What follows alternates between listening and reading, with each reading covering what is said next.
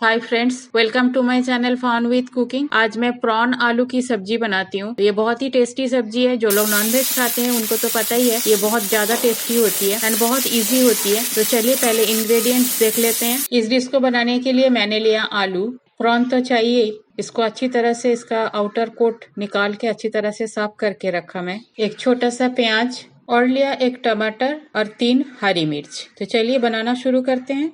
Gas on करके कढ़ाई गरम होने देते हैं। प्रॉन में थोड़ा सा हल्दी और थोड़ा सा नमक डाल के इसको मैरिनेट कर लेते हैं।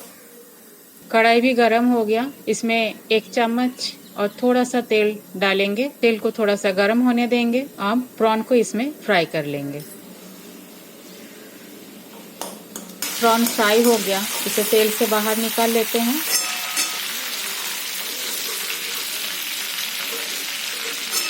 अब इसी तेल में 1/2 चम्मच कालौंजी डालेंगे। कालौंजी को थोड़ा सा फ्राई कर लेंगे। और आलू को भी मैंने क्यूब शेप में काट के रखा, इसको अब इसी तेल में डाल के फ्राई कर लेंगे। आलू ऑलमोस्ट फ्राई हो गया। इसमें प्याज डाल देंगे और आलू के साथ मिक्स कर लेंगे। 1/2 चम्मच हल्दी डालेंगे। टमाटर भी डाल देंगे और हरी मिर्च को स्लिट करके डालेंगे।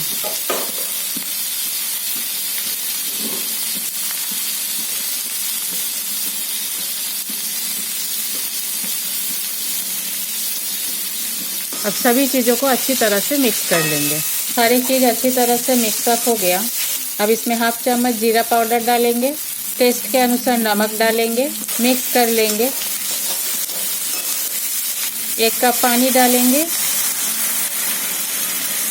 और पैन को कवर करके 3 से 4 मिनट पकाएंगे।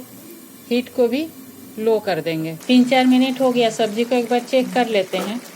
आलू अभी तक पूरा पका नहीं है। इस स्टेज में फ्राई किया हुआ प्रॉन डाल देंगे। मिक्स कर लेंगे। पैन को फिर से कवर करके 2-3 मिनट के लिए पकाएंगे। 2-3 मिनट हो गया। आलू को एक बार चेक कर लेते हैं। आलू कुक हो गया।